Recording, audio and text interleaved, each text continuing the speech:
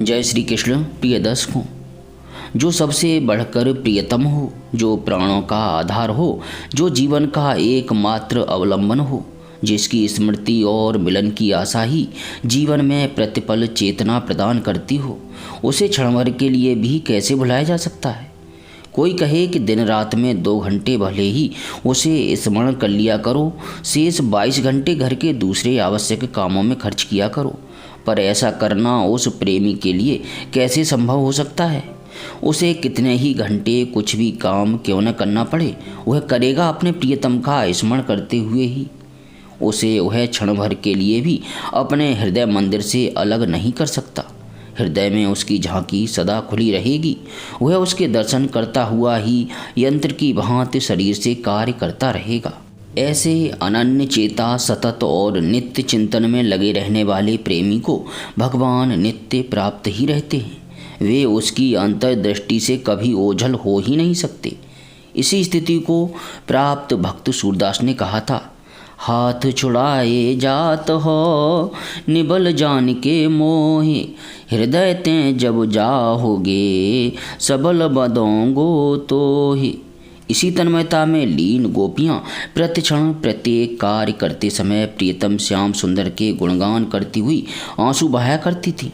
उन भाग्यशालिनी ब्रजांगनाओं की बड़ाई करते हुए भागवतकार भगवान व्यास कहते हैं, उन श्री कृष्ण में चित्त को अनुरक्त रखने वाली व्रज वनिताओं को धन्य है, जो गौ दोहते, दही मथन करते, घर लीपते, झूला झूलते, रोते हुए बालकों को लोरी देते, झाड़ू देते, चौका लगाते तथा विश्राम करते सब समय सर्वदा पवित्र कीर्ति भगवान श्री कृष्ण को अपने सामने देखकर नेत्रों से प्रेम के आंसू बहाती हुई गदगद स्वर से उनका गुण गाया करती हैं।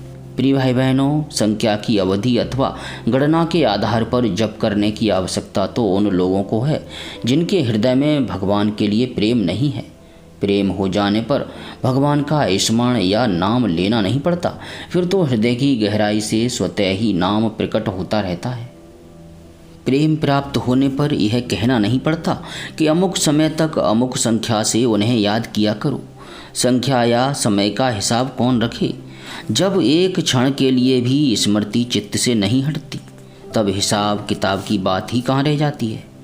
श्री रामचरितमानस में भगवान श्री राम को सीता का संदेश सुनाते हुए श्री हनुमान जी कहते हैं कि प्रभु, सीता प्राण त्याग करना चाहती हैं परंतु प्राण निकल नहीं पाते। सीता जी ने कहा है, प्राण कैद हो गए। 8 पहर आपके ध्यान के किवाड़ लगे रहते हैं, आपका ध्यान कभी छूटता नहीं। आपकी श्याम तमाल माधुरी मूर्ति कभी मन के नेत्रों से परे होती ही नहीं। यदि कभी किवाड़ खोले भी जाएं तो बाहर रात दिन पहरा लगता है। पहरेदार कौन है? राम नाम। क्षण भर के लिए राम नाम लेने से जिह्वा विराम नहीं लेती, प्राण कैसे निकले। ऐसी स्थिति में क्या सीता को इस उपदेश की अपेक्षा थी कि तुम अशोक वाटिका में अकेली रहती हो, समय बहुत मिलता है, इसके सिवा राक्षसियों का डर रहता है, इसलिए कुछ देर राम को याद कर लिया करो। यह उपदेश या तो अभक्तों के लिए है या प्रेमहीन रंग रूटों के लिए। प्रेमी जनों को तो अपने प्रेमास्पद का नाम इतना प्यारा होता है कि स्वयं तो वे उसे कभी भूल ही नहीं सकते। दूसरे को भी भूले भटके उच्चारण करते सुन लेते हैं तो उसकी चरण धूलि लेने दौड़ते हैं। प्रियतम का नाम लेने वाला, प्रियतम का गुण गाने वाला, प्रियतम का प्रेमी, हृदय से आदर का पात्र, प्रेम का पात्र न हो तो कौन होगा। प्रियतम का चिन्ह ही हृदय में हर्ष पैदा कर देता है। गोपियाँ श्याम मेघों को देखकर श्री कृष्ण का स्मरण करती हुई मेघों का दीर्घ जीवन मनाती हैं। श्याम घन जीवत रहो सदाय, तुम देखत घन श्याम हमारे मन मंदिर प्रगटाय। भरत जी श्री राम के पद चिन्ह और कुश सैया के तृणों को देखकर वहाँ की धूलि को और तृणों को सिर माथे पर चढ़ाने लगते हैं। श्री राम सीता के वस्त्र को हृदय से लगाते हैं। महामुनि वशिष्ठ और भरत जी गुह को अपने राम का प्रिय सखा समझकर उस पर राम के सदृश स्नेह और प्रेम दिखलाते हैं। सीता संदेश सुनाने वाले हनुमान के प्रति श्री भरत ऐसी कृतज्ञता प्रकट करते हैं कि जिसका वर्णन नहीं हो सकता। दोनों ही अपने को हनुमान का चिर ऋणी घोषित करते हैं। प्रिय भाई बहनों, भगवान श्री कृष्ण का संदेश लेकर जब उद्धव जी ब्रज को पधारे, तब श्री कृष्ण के से वेश में देखकर गोपियों ने उन्हें घेर लिया और यह जानकर कि यह भगवान श्री कृष्ण का संदेश लेकर आए हैं, गोपियों के हर्ष का पार न रहा और उन्होंने विनयावनत होकर प्रेम भरी लज्जापूर्ण दृष्टि से और मधुर वचनों से उनका सत्कार किया। जब तक भगवान हमारे परम प्रेमास्पद नहीं हैं, तभी तक उनके स्मरण चिंतन का अभ्यास करना है। जिस शुभ घड़ी में हम अपने आप को उनके चरणों पर न्यौछावर कर देंगे, मन उनके मन में मिला देंगे, फिर तो हर घड़ी हमें उन्हीं की प्राणाधिक प्रिय छवि दिखलाई देगी। प्यारे प्रभु प्रेमियों, योग कहते हैं अप्राप्त की प्राप्ति को और प्राप्ति के अभाव को कहते हैं वियोग। यहाँ प्राण प्यारे नंद नंदन का नित्य संयोग है, फिर योग किस लिए साधें? वियोग ही नहीं तब योग कैसा? परंतु यह शुभ स्थिति हर एक को नसीब नहीं होती। भगवान के प्रेम को प्राप्त करना सहज बात नहीं। प्रेम मोह की चीज़ नहीं। प्रेम की बातें बनाने वाले बहुत मिल सकते हैं, पर प्रेम के पथ पर कोई बिरला वीर ही चल सकता है। जब तक जगत के भोगों में आसक्ति है, शरीर के आराम की चिंता है, यश कीर्ति का मोह है, तब तक प्रेम के पंथ की ओर निहारना भी मना है। प्रेम के मार्ग पर वही वीर चल सकता है जिसने वैराग्य के दावानल में वेश्याशक्ति को सदा के लिए जला डाला हो। प्रेम का मीरा कहती हैं, चुनरी के किए टूक ओढ़ लई लोई, मोती मूंगे उतार बनमाला पोई। प्रेम के पथ पर वही पग रख सकता है जो प्रेम मार्ग के कांटों को फूलों की सैया, प्रेमास्पद के किए हुए तिरस्कार को पुरस्कार, महान विपत्ति को सुख संपत्ति, अपमान को सम्मान और आयस को यश समझता हो। उसका पथ ही उल्टा होता है। वह कोई ऐसा घृणित कार्य नहीं करता जिससे उसका अपमान तिरस्कार हो या विपत्ति आवे, तथापि वह अपमान तिरस्कार और विपत्ति को प्रेमास्पद के मिलन का मार्ग समझकर उनका स्वागत करता है, उनसे चिपटे रहता है। ऐसे प्रेमी भक्त शीश उतार कर मरते नहीं, शीश उतारे फिरते हैं, परंतु प्यारे के लिए जीवन रखते हैं। मर जाएं तो प्यारे को दुख हो, इसलिए जीते हुए ही मर जाते हैं, अथवा मर कर भी जीते हैं। जिनकी ऐसी स्थिति हो गई है उनको धन्य है, उनके पिता माता को धन्य है, उनके देश को धन्य है। उन्हीं का जन्म सफल होता है।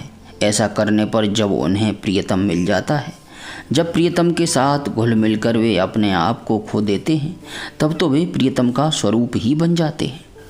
तू करते तू भयो, मुझ में रही न हूँ, जब मैं था तब हरे नहीं, अब हरे हैं मैं नाहीं। प्रेम गली अति सांकरी, तामे दो न समाही।